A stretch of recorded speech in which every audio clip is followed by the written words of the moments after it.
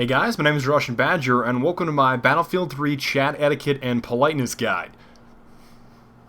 Just kidding. My Battlefield 3 close quarters weapon guide. I know you thought I was going to go over how to be polite in the chat, but I'm extremely horrible at that if you have not noticed yet. And in this video, I'm going to be going over the various weapons of the new expansion pack, including their stats and some general information on how they operate. And before I go any further, I would definitely like to establish that I am by no means an expert with any of these weapons. I'm not MLG by any means.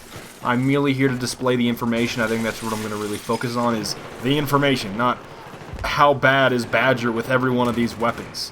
So one more thing that I want to mention before I go any further is that just because these weapons are a part of the Close Quarters expansion pack does not mean, by any means, that they are even particularly or even moderately good or the right choice on any of these tiny maps. I mean, it seems obvious to me, but I would definitely say that many of these weapons of the expansion pack are horrible choices on maps like these that are just small and tight and confined, like the LMG. So, in order to stick with the theme of close quarters, I decided to keep the majority of the gameplay on these fresh new maps, but I really hope you don't mind that I'm using like an LMG on a map that I really should not be using an LMG. But anyways, as always, I mean, you guys know that I usually do this just so you don't get tormented out of your mind, but as always, I've included the table of contents in the description just in case you don't want to watch the entire thing, which you probably do not. I mean, these things are usually around 30 minutes long, and I know that's way too long to watch a YouTube video, so I've provided a table of contents in the description if you want to go down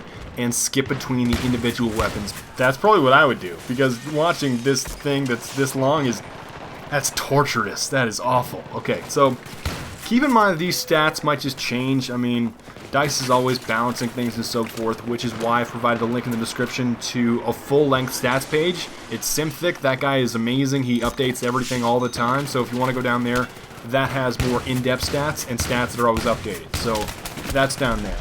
And now that we have the general specifics out of the way, I'd like to set down just some basics so that you can understand all the information that I'm about to give to you a little bit better. One stat that I want to discuss that is not always really self-explanatory is the damage drop-off start and drop-off stop. Drop-off start is where your bullets transition from doing their max damage and start decreasing to the point of minimum damage, which is called drop-off stop. I know that's like a tongue twister, man. Allow me to give you an example. Okay, the Scar L, or Carl, has a max damage of 25 and a minimum damage of 18.4. It also has a drop-off start at 8 meters and a drop-off stop at 50 meters. So essentially, if you shoot someone at 8 meters or closer, you'll do 25 damage per shot. And if you hit them beyond 50 meters, I mean 50 meters beyond, you can hit them at like 2,000 meters. If you can actually hit somebody with a Scar from that range, I don't think you can. But it'll deal 18.4 damage per shot with a sliding scale of damage in between those two distances. And all the weapons in this guide, with the exception of the all-kit and recon weapons, have a drop-off start at 8 meters and a drop-off stop at 15 meters. Of course, shotguns and other things have exceptions, but hopefully that all makes sense in general. And I'll get into more detail whenever it comes around. Like with the bolt actions of the shotguns, I'll get into more detail. And just one more thing that I wanted to mention, remember that the body part multipliers for the majority of these weapons are 2.0 to the dome, to the head, to the face, anywhere. You guys know what headshots do more damage. That's like a dirt. Okay. Headshots are 2.0, 1.0 is chest and arms, and a 0.9 to the legs. So essentially legs do 10% less damage than torso shots. Heads are twice the amount of damage that you would do to the chest. Really simple, right? And there's two exceptions to these multipliers, which are obviously the bolt action included in the expansion pack and the SPAS 12, but I'll get to those individually.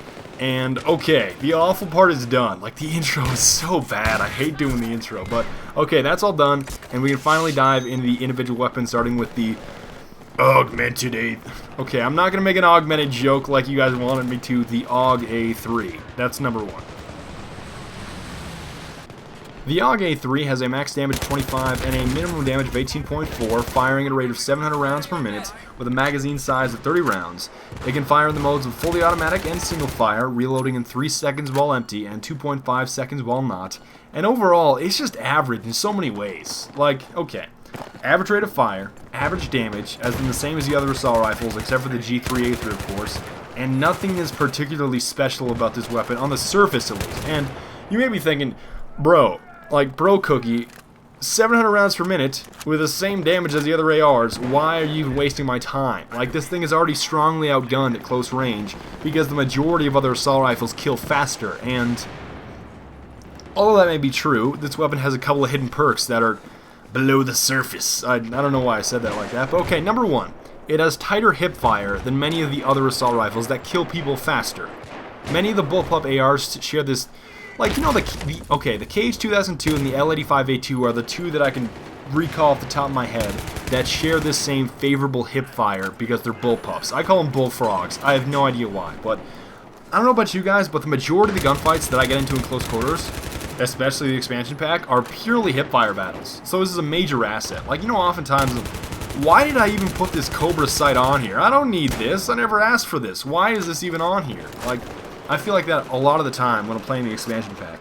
And the bullpup configuration of the AUG, or bullfrog, I don't know why I mend those two together, but it also means that when you choose to aim sight because it's a bullpup, you have greater mobility than the other conventional ARs when you aim down sight. You have greater mobility. And this too can also be very, very valuable for the close quarters. However, many of the other assault rifles outclass the AUG at range. You know, weapons with slightly lesser rates of fire, such as the SCAR-L or SCARL and the AK-74M, they still dunk and just raffle stomp this weapon at medium range due to the funky recoil of the AUG. It's very, very weird.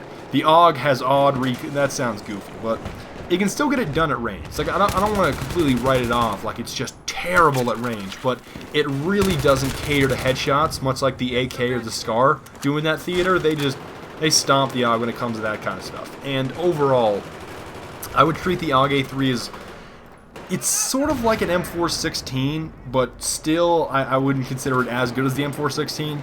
And I recommend a heavy barrel if you're playing on any of the original Battlefield maps, and a laser sight if deciding to play on close quarters. And that basically applies for every AR and carbine on close quarters. Like, run the laser sight no matter what. Hip fire is just way too important on those maps. And the next assault rifle on the list is the SCAR-L or SCARL, Carl. The SCAR-L has a maximum damage of 25 and a minimum damage of 18.4, firing at a rate of 620 rounds per minute with a magazine size of 30 rounds. It can fire in the modes of fully automatic and single fire, reloading in 3.1 seconds while empty and 2.5 seconds while not. And just so you know, the SCAR-L, okay, I'm going to call it SCARL. The SCARL is exactly what you think it is. What I mean by that is, you probably saw the low rate of fire, right? And automatically assumed killer at range, and that's exactly what it is. This thing is essentially a stream of accurate bullets that hit their target dead on. That's all it is.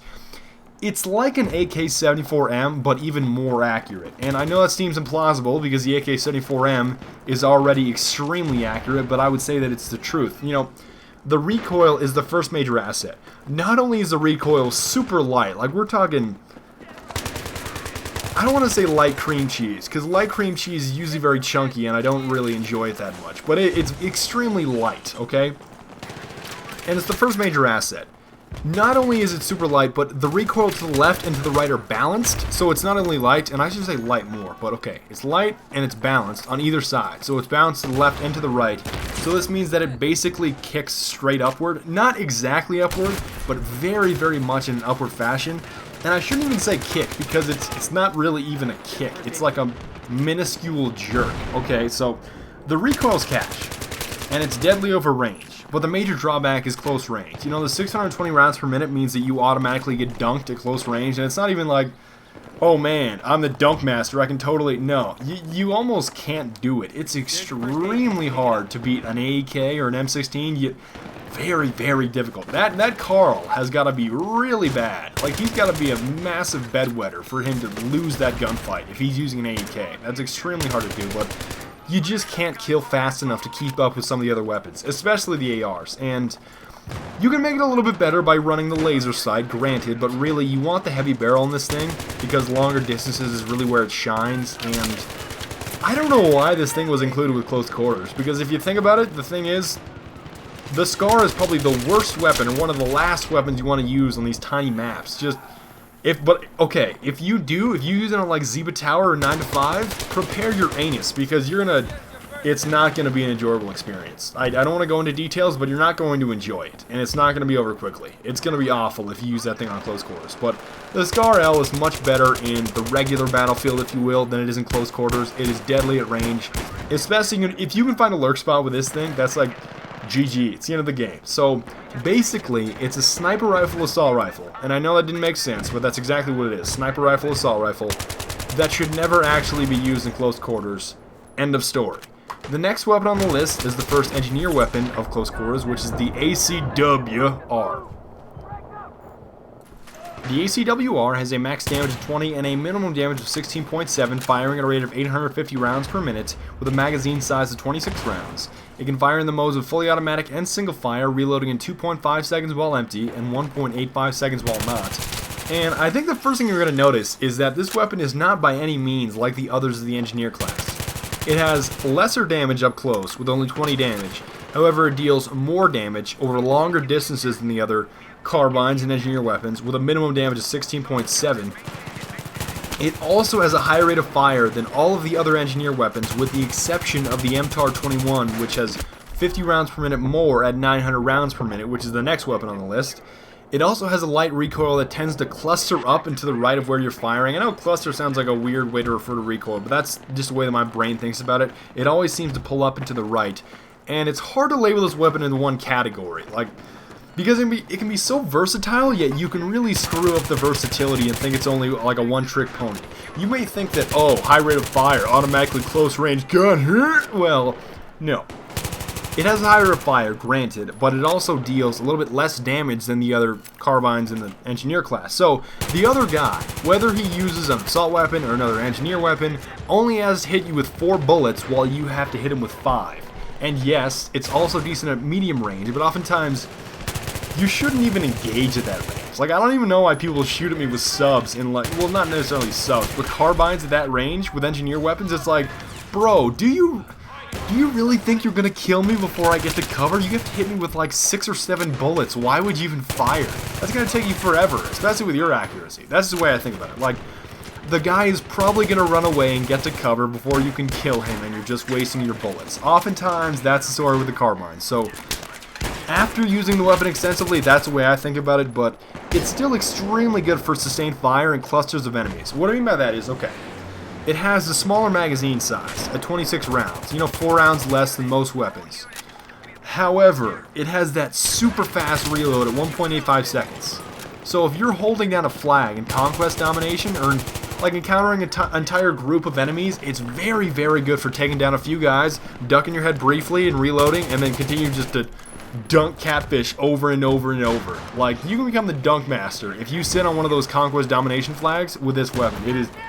It's that wonderful. So, with this thing, I always think it's just sustained fire. That's what I think of with the ACW-R. Just sustained fire is the key. And I'll explain that further, the whole idea of sustained fire versus its counterpart. I'll explain that in just a second with the next weapon on the list, which is the MTAR-21. The MTAR-21 has a max damage of 25 and a minimum damage of 14.3, firing at a rate of 900 rounds per minute with a magazine size of 30 rounds. It can fire in the modes of fully automatic and single fire, reloading in 3.3 seconds while empty and 3 seconds while not. And to finish what I was saying, okay, if the ACW-R is okay, if that's great at sustained fire, the MTAR-21 is great for quick bursts of damage. Like, the ACW-R is great for lots of fire over time and like holding down a flag or lots of clusters of enemies in a choke point, while the MTAR-21 is great for just outputting crazy amounts of damage super quickly but taking much longer to reload.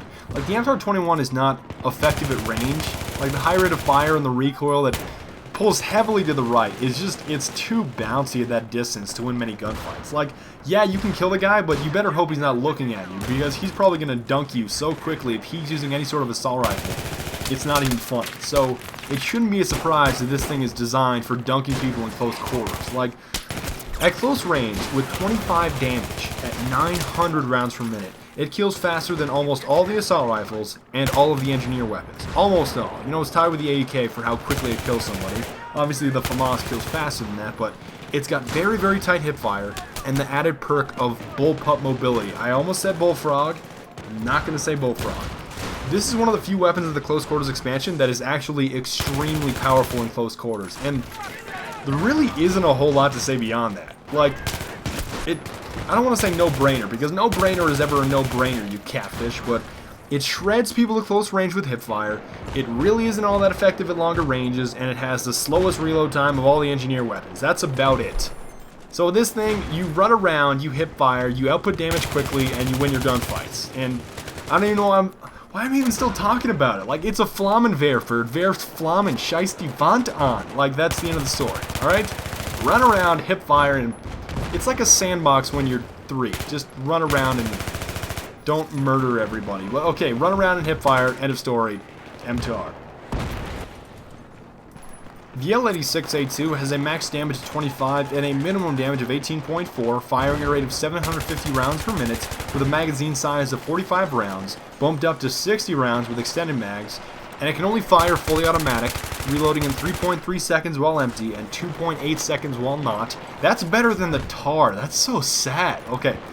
The thing is, it's extremely similar to your favorite, and I think a lot of you really like this weapon, the M27IAR. The L86A2 has the same damage, rate of fire, magazine size, and a very similar recoil pattern. However, the M27IAR has the advantage of a shorter reload time. And on the flip side, the L86A2 has the bullpup, bullfrog, bullpup advantage of the tighter hip spread and more mobility. But keep in mind that these are just minor details. Like, for the most part, these two weapons are very, very, very similar, and they both fill that role of being a hybrid. You know, they can lay down sustained fire, much like an LMG or a belt-fed LMG, if you will, with the 45-round magazine, while they also have assault rifle-like characteristics in terms of damage and hip fire. But keep in mind, they don't exactly have either realm, if you will. They don't have the super large capacity of the belt-fed LMG, and they also don't have the excellent hip fire of the assault rifles. They're simply a middle ground between the two. So they're not exactly as good as either one, but they're just a middle ground. And I think most of you have, I mean, I think of since the alpha, since the beta, a lot of you probably have a lot of experience with the M27IAR. You probably know how it handles and so forth, and it's so great for holding down positions and sustained fire, exactly like the L86A2, which is why they're, okay, I say this very loosely, but they're still viable at close range. They're not as bad as the belt-fed LMGs at close range. Those things are terrible at close range.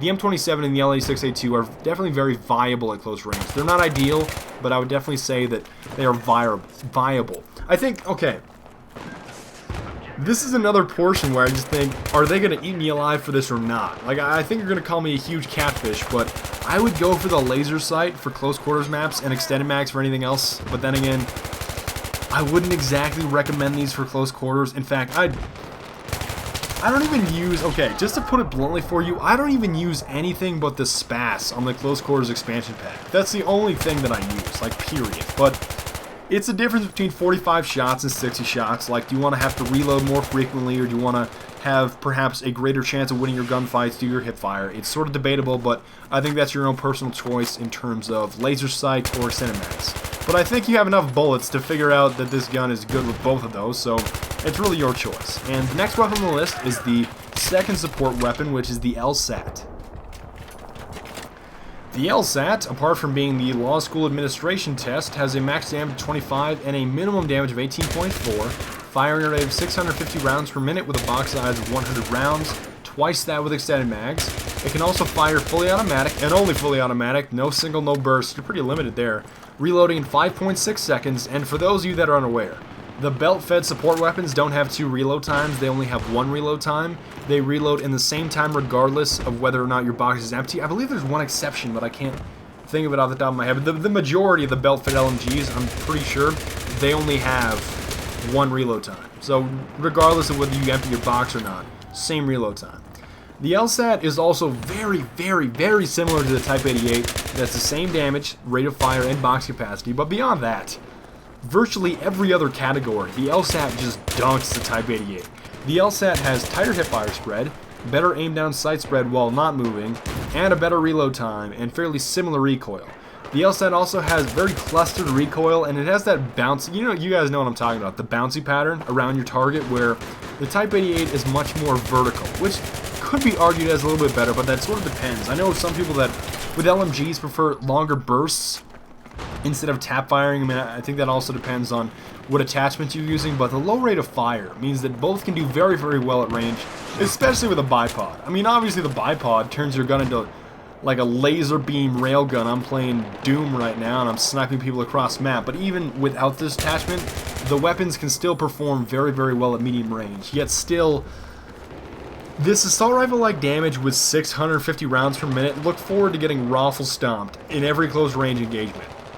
Like, that guy could be using another, like, a really awful weapon. He'll just turn around and just like, hello, bro, cookie, and still destroy you, even if you started firing before him. That's how frustrating this thing gets, because it kills so slowly. And, yet again, do you choose the laser sight or do you choose the extended mags? Personally, I think on all these really large capacity LMGs, I like going laser sight the majority of the time, just because, like, it seems like a really, really difficult task to output 200 rounds. Like, I don't get my camp sauce on enough to output 200 rounds before I die. I usually get to like 50, 60, 70 maybe, and then I die. So, I'm more of a laser sight guy instead of an extended mags guy, but I still think that's up to you. I mean, it's an LMG. It's not hard to use. You have hundreds of bullets, so you'll eventually figure out which attachments work for you. But that's just my 2 cents. Moving on, the first recon weapon that we have on the list is the M417. The M417 has a max damage of 50 and a minimum damage of 37.5, firing at a rate of 295 rounds per minute. That is low. It sounds low, but it's a recon weapon. Just be patient. Okay, it also has a magazine size of 20 rounds. It can only fire single fire, reloading in 2.4 seconds while empty and 1.85 seconds while not.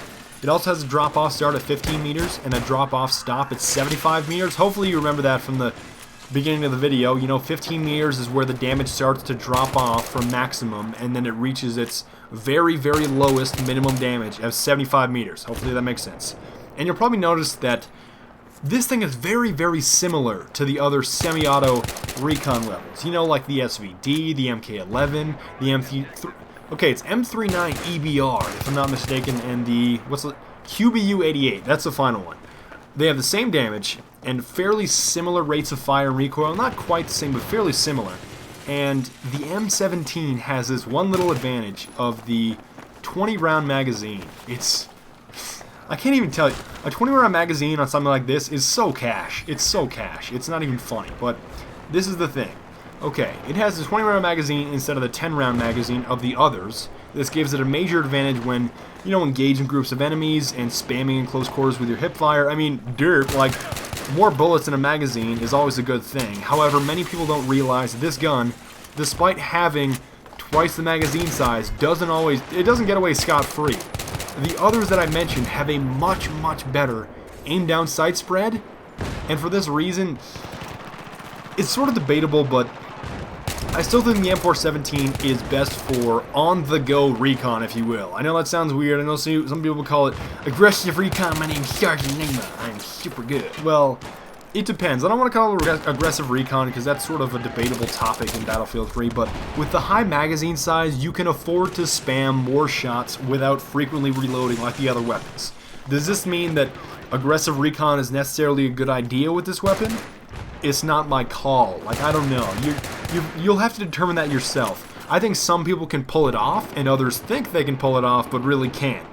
Carl, but I think in terms of the recon weapons, this is definitely the most viable semi-auto, at least for close quarters, if you're going to use it in close quarters, but I also think it's the most viable semi-auto, if you ask me, and allow me to tell you why. Okay, it's very strong in close quarters if you're accurate. It's a one-shot headshot inside 15 meters and a two-shot at that same distance if you hit the guy in the chest. So if you want to run, like if you can run around with it and still have decent hip fire, you can really make it work. But it's also fairly decent at medium range, which is also not surprising. But if you miss even one shot in close quarters, I want to say the majority of the time, that gets you killed. So be careful with it if you're running around. The final weapon of the recon class is the JNG-90. Why does it sound like a gang? JNG full, it sounds like JNG full, it sounds like a gang. Okay, but it has a maximum damage of 80 and a minimum damage of 59, firing at a rate of 46.15 rounds per minute. I know that sounds really weird, but don't question it, just let it happen. That also sounded weird, but all the bolt actions are like that. It's not an exact measurement. I guess that's the way they're listed in the game's code, as in 46.15 rounds per minute. I think you can just operate on the information that it's roughly 46 rounds per minute is the rate of fire, but all the bolt actions are somewhere between 50 and 60 rounds per minute, I believe, with a magazine size of 10 rounds. It can fire in the modes of fully automatic and single fire. I almost got you right there. Are you still awake? Imagine if this bolt action fire fully automatic. I would not use any other weapon, but it's only single fire. Obviously bolt action, single fire. Reloading in 4.7 seconds while empty and 2.9 seconds while not. It also has a drop-off start at 15 meters and a drop-off stop at 100 meters. And I don't want to step on anybody's toes in terms of the role of bolt actions. You know, whether or not you think aggressive recon is viable or not, I don't want to offend any Carl that might get really butthurt about it, but this bolt action sniper is essentially the same as the L96 and M40A5 in terms of damage and damage drop-off. I mean, they're all pretty much the same in the way they operate. You know, the damage, the bullet drop, the reload times, the capacity, they're all very similar. I guess the M40A5 trumps the other two in terms of how fast it can shoot, as in the rate of fire, but that's about it. I mean, much like the other two, the JNG90 can still kill, I say, okay, it can one-shot people without hitting their head due to the adjusted bolt action multiplier for the chest. Much like some of the other sniper rifles, this essentially means, okay, and I don't want to get you all tied up in multipliers, this essentially means that the JNG can kill in one shot without hitting the guy in the head or the dome piece by hitting the upper chest anywhere inside 15 meters, and you will kill him one shot. You can one shot, upper chest, inside 15 meters, end of story. So, I guess this was an attempt to make, like, this gameplay was an attempt to make bolt action quickscoping look sort of viable, but then again, debate that all you want. Like, I don't know if you really want to get your camp sauce on from an aircraft carrier sniping 3,000 meters away, or if you want to be point blank quickscoping everybody in the face like you're an MLG Pro crouch walking everywhere, but I don't know what to say. It's a bolt action, they're all very similar, you snipe things with them. The next weapon on the list is a PDW called the M5K. The M5K has a max damage of 20 and a minimum damage of 12.5, firing at a rate of 900 rounds per minute, with a magazine size of 20 rounds, 30 rounds with extended mags, and it can also fire in fully automatic and single firing modes, reloading in 3 seconds while empty and 2.2 seconds while not. It has a drop-off start at 8 meters and a drop-off stop at 40 meters, and I don't even feel as if I need to explain this to you. I mean, it's like a PDW. It's good at close quarters, and you run around and you shred people with your hip fire. I don't even know why I put a red dot sight on this gun. You really don't ever use it, ever, basically. Like, it's just so terrible over range. I don't know why you would. I don't know why you would aim down sight. And it's just fun to run and gun and hip fire everything, but really, it's not the best PDW. I mean, when you really think about it, the P90 absolutely destroys it. Like, okay, 30 rounds more than the M5K, 20 rounds more even if the M5K uses extended mags. It also kills just as fast as the M5K in close quarters, and has tighter hip spread. I don't feel the need to say anything else. Like, seriously, kills just as fast, has better hip fire, and 30 more rounds. Case closed, P90 is clearly better. The final weapon on the list is everyone's favorite, the SPAS-12. The SPAS-12 fires 11 pellets in a single spread with a capacity of 5 shells, being bumped up to 7 shells with extended mags. It reloads its first shell in 1.15 seconds, with each additional shell being reloaded in 0.67 seconds. You guys know what I'm talking about. As like if you shoot to empty and you start reloading, obviously that first shell when you reload it takes longer because he like flips around and does some sort of like Chinese mind trick with his gun before he starts actually just putting the shells in regularly. So that 1.15 seconds is your first shell, and then each additional shell after that is 0.67 seconds. Now, the shotguns are really complicated in terms of damage output, so I have a link in the description if you want to see specific information. They're just so complicated. Like, it's a weird thing where pump actions are not the same as semi-autos, and it's not really like individual weapons don't have damages, the ammunitions themselves have damages. So, okay, to make everything easier, I'm just going to show you a damage table of the 3 major ammunition types. Believe me, it's going to be much easier that way to figure out if you see it, rather than me just telling it to you.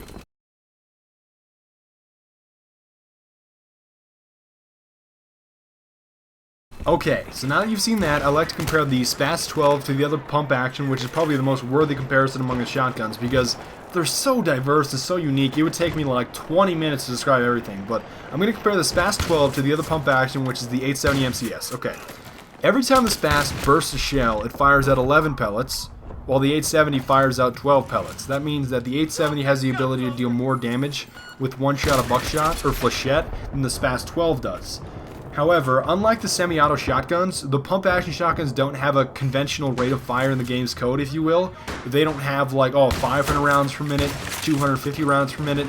They have this specific time that the pump and fire animation takes, and it's this unique, it's like a unique statistic only to the pump actions, and it's essentially the pump and fire animation, how long it takes, and the SPAS is 0.4 seconds for that whole animation, and the 870 takes 0.48 seconds for buckshot and slugs, that is. It's a little bit different with frag rounds.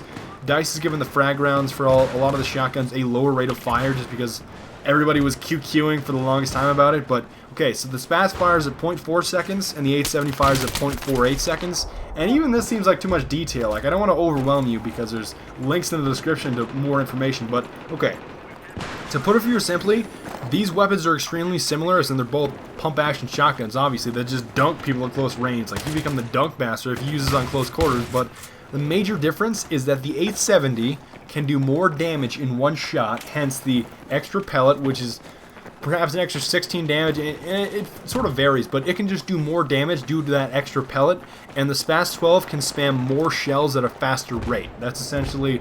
So it sounds like, do you want more damage in one shot, or the ability to just spam with the SPAS? I know, I always think of it, I always call it the Spam 12, because that's essentially what it is, and that's about it. I think, in my personal opinion, I would rather have the SPAS because it's more of a novelty, it's brand new, and I'm really inaccurate, so I like to spam a little bit more than a really accurate, heavy shot like the 870. But if you really want to know a lot more about the shotguns, there's a link in the description specifically to shotguns, and I think that's about it. Like, that's the end of the close quarters weapon guide. Now, I think about it now, and I really should make a shotgun guide, because that was...